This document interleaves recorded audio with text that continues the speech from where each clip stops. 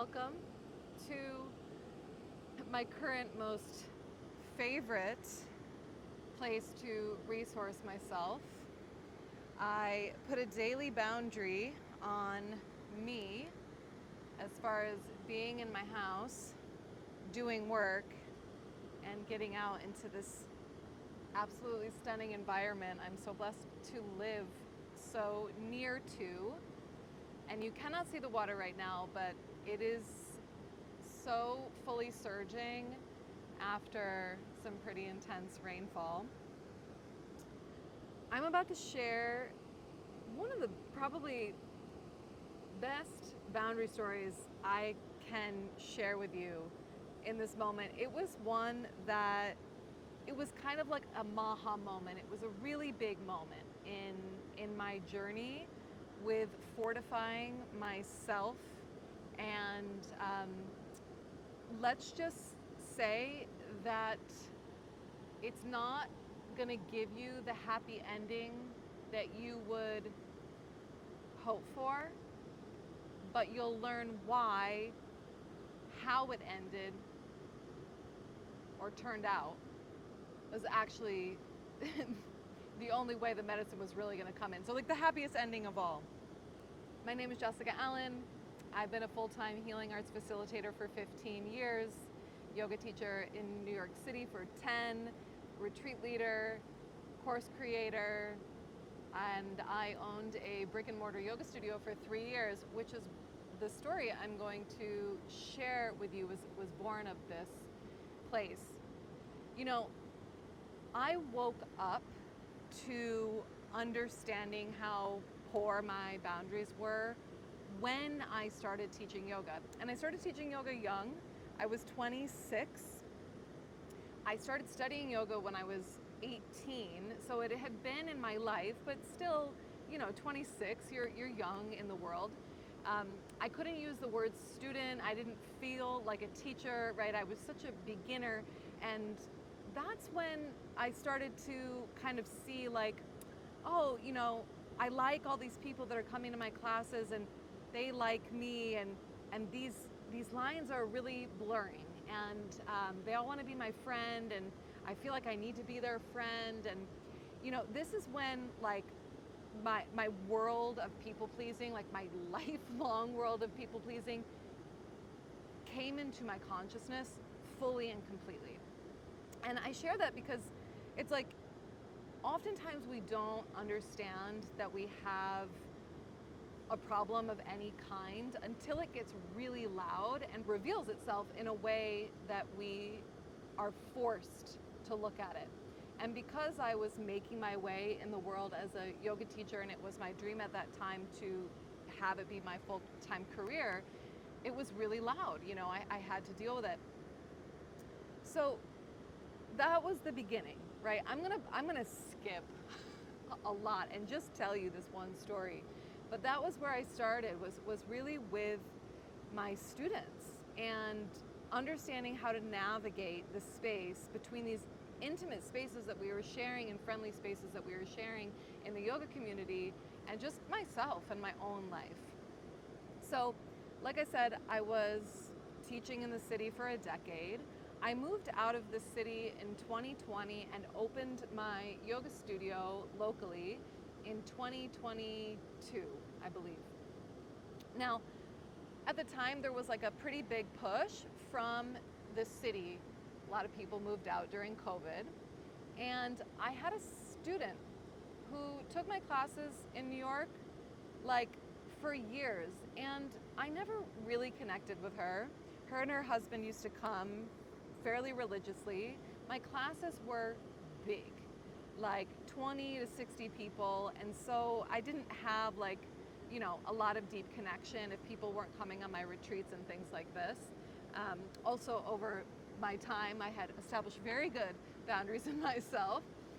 I didn't really know her, but she appreciated me, and she kind of brought me into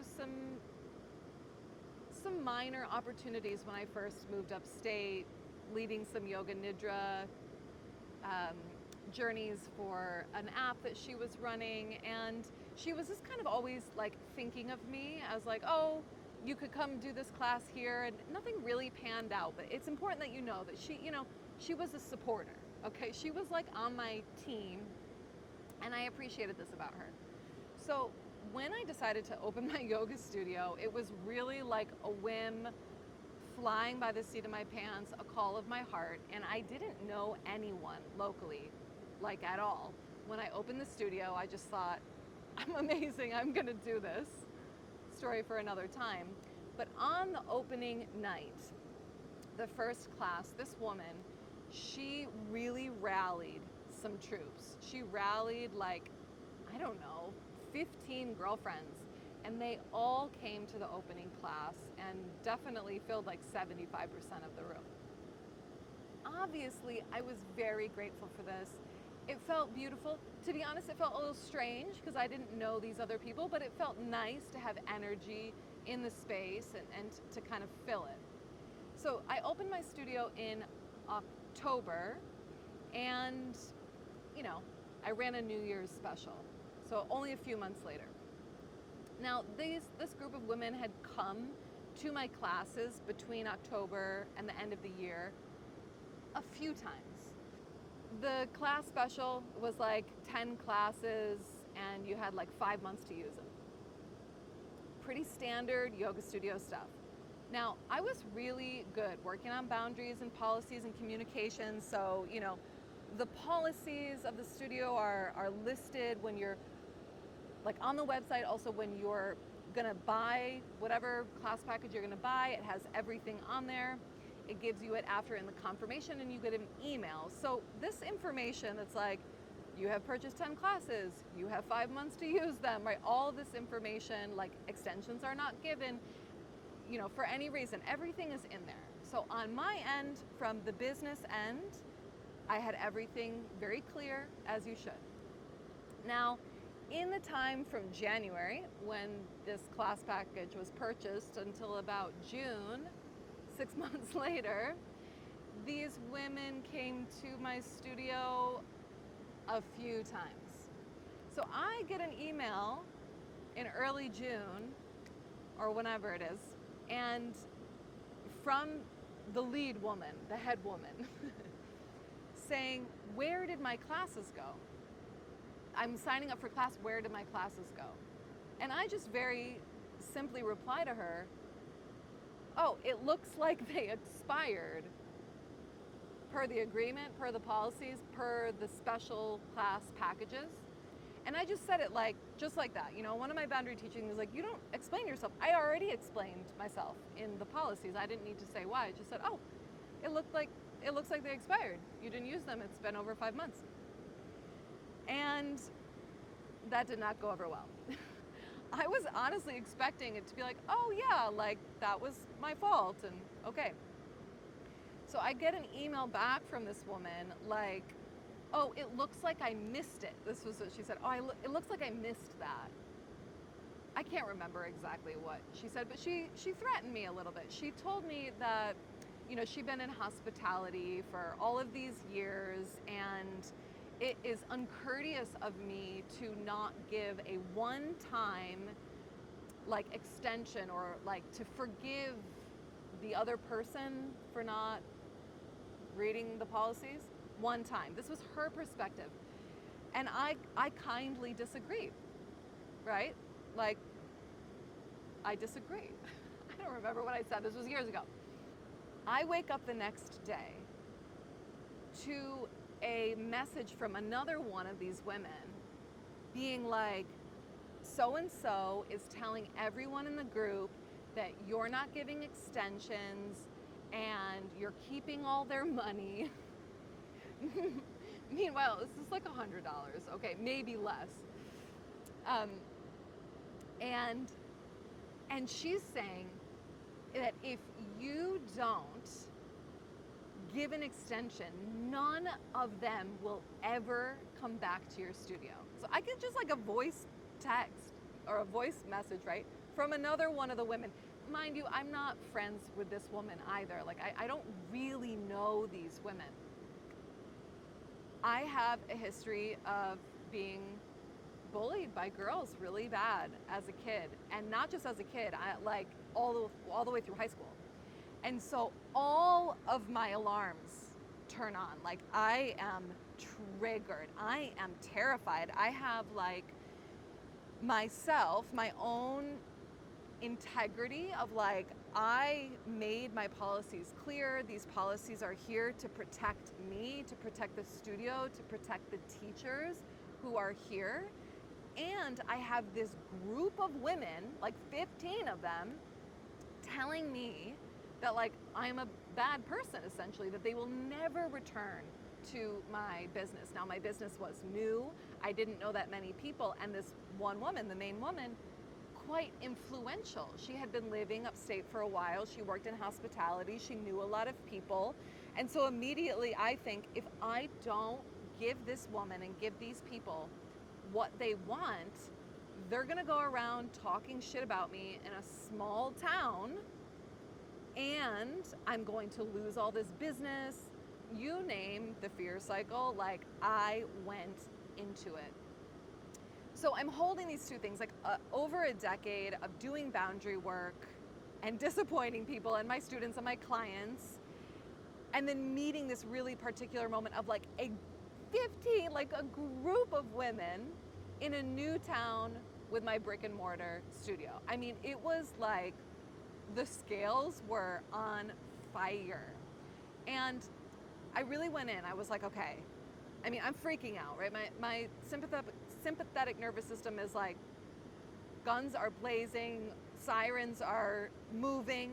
I didn't expect it. I didn't expect these women to respond to me in that way. I expected them to understand and respect me. I mean, this is not new yoga studio stuff. This is like very classic policies. This is just like how it goes across the board. So I didn't expect this kind of pushback.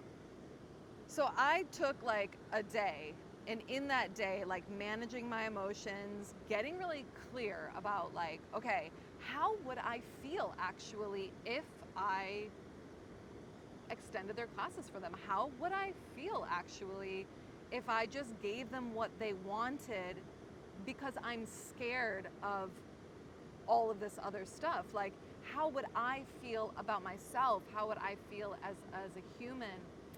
And ultimately, I decided that I was unwilling to betray myself to make these women happy on the chance that they wouldn't talk shit about me in town, on the chance that they would come back and actually be good clients, which they hardly came to the studio anyway, right? So it's not like they were bringing a lot or something like this already. And I decided to hold firm and to say no. I decided that I would rather lose all of these people and subject myself to this kind of scrutiny and finger pointing than abandon my studio, my work, my business, my integrity, and myself.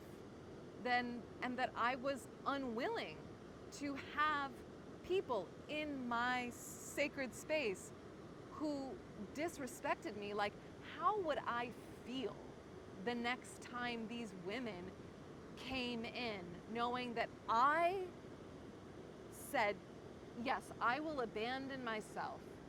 I will do what you want to make you happy at the cost of my own integrity.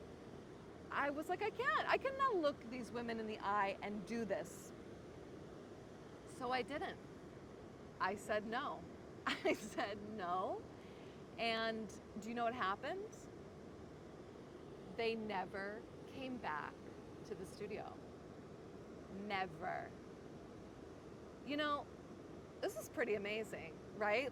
So I'm not gonna lie, it took me years to really work this through my system. Like, it took me a long time of fortifying myself and like, I know I did the right thing. I know that I honored myself. I know that I honored my business, my dream. I know that I honored the respect that I deserve, and that I put myself in the place of like being willing to be name called or disliked or whatever, to honor myself. And this was one of the most initiatory boundary lived experiences of my life, because guess what? I didn't die. They didn't come back to the studio. They were never clients again. She said a lot of other nasty things to me during that time that I left out. So the name calling already started. I can only imagine the conversations that were had between them and with other people. Like, I can only imagine, but I'm not going to imagine. I don't care, right? But the point is, like, it's not like they saw things my way. It's not like they all of a sudden then respected me. Like, they didn't get what they wanted, and they followed through with their word of never returning to my studio. And it took me, yeah, I will honestly say, like 2 years, I think, for it to really move out of my system, like to really be out where I can share the story with you right now and I'm not triggered and I don't give a shit, right? Like, I'm like, oh, I did that. And it was a major initiation. You know, I have had to uninvite people to my retreats because they have yelled at me, pushed so many of my boundaries. I've had to remove people from my classes. You know, I've had to handle quite a bit of stuff. I have had people threaten to sue me for their retreat money back. Like, I have handled some shit. But this one was harder than any of those other ones because it was this massive group of women all conspiring against me, and they stayed with it. They stayed on their side. Okay, but what it did for me was it showed me how much work I've done in my life. And to be honest with you, I'm like, these are women who have never done any real self-reflection, real work on themselves, because I know myself, like, roles reverse. Like, if I have like let class packages expire at a yoga studio, I would never ask for them back because I respect policies and I take responsibility for the fact that I didn't show up for those classes, right? I take the responsibility that it is my responsibility to read and understand the policies, right? And so I anchored myself more entirely into who I am and not doubting the work that I've done, not doubting the validity of my boundary of honoring myself. And I changed forever because of this. I became so much stronger as a woman. I became so much more willing to do the hard thing, to hold the boundary, to say no, because you know that's not the first time in running my yoga studio that I'm getting messages from people asking for refunds or telling me, I could tell you so many things that people told to me over those years. But this was huge, right? And then what was amazing that had nothing to do with these women, because they, like I said, they exited, they never returned, was that within those same walls, I created some of the most amazing relationships with women that I still have to this day. My current 2 best friends came through that studio, and we had beautiful moon circles together, and there was so much healing that happened that had nothing to do with them. But I had to go through that to seat myself more completely. I don't even want to say in my power. I mean, yes, in my power, but like in my self-knowing, in not doubting myself and not abandoning myself to make other people happy. I think one of the most challenging things about doing boundary work, doing any work that's like, you know, hard, but doing boundary work is not having people to really reinforce you when you're going through this process. So I had to navigate that alone at that point in my life, and I believe that I had to do it alone because it was something that only I could really like find in myself. But had I had even one person there to tell me, hey girl, you're doing the right thing, it would have just like given me like a little love. This story was so challenging for me that I didn't even share it until I closed that studio. So like 2.5 years after it had happened, because I was terrified one of them would see it. And I have since shared it multiple times, and I'm giving you the full download here. Being a woman and upholding boundaries is really hard because we are taught to be appeasing, that's our role. It's also built into our hormonal system to mother the things around us. To be in a service role, which is so feminine and so innate to being a woman, right? To mother and to be of service. To create these spaces, it's harder even there because now you're a woman and you're in service, and God forbid we do something that is perceived as harmful to someone else. But it's really your work as a woman to say, no, I know who I am, and I don't have to do everything to make you happy. If you're not happy, that's, as long as I'm tapped in integrity with myself and I know that what I'm doing isn't wrong, it's your responsibility. Take responsibility for yourself. Like I said, I have navigated so much of this on my own over the years, and I am so passionate about sharing this work with other women. I have a 3-month program that we spend a month in the middle working with boundaries. And every single woman who's gone through it, it's been one of the hardest months, one of the most confronting months for each woman. And they all have told me that it's just not long enough, that we need to spend more time here. And so in response to honoring these women, to the passion in myself, and to the fact that I believe it's really time for us to be like, calling ourselves into accountability and the world into accountability through our embodiment of honoring ourselves, this fall I'm offering a 2-month boundary program for women. We'll be working with Rose, a multitude of practices, and most importantly, being in a group of other women to do this work with, to be supported by, have mirrors and witnesses. So if you're interested, there's a link below. I'm starting a wait list. You can drop your email on there and you'll be the first to know all the details when it's out. I want to see more women really standing up for themselves, like knowing who they are, giving themselves what they need, and then allowing all of the service, right, all of our gifts for the world to come forward from that deeply resourced knowing. When I started this video, I said, welcome to my current favorite place that I resource. I come here to be fed so that I can give. I am obviously a woman and a woman of service. It is my life's work to be of service. Everything that I do is for other people, but it's for myself because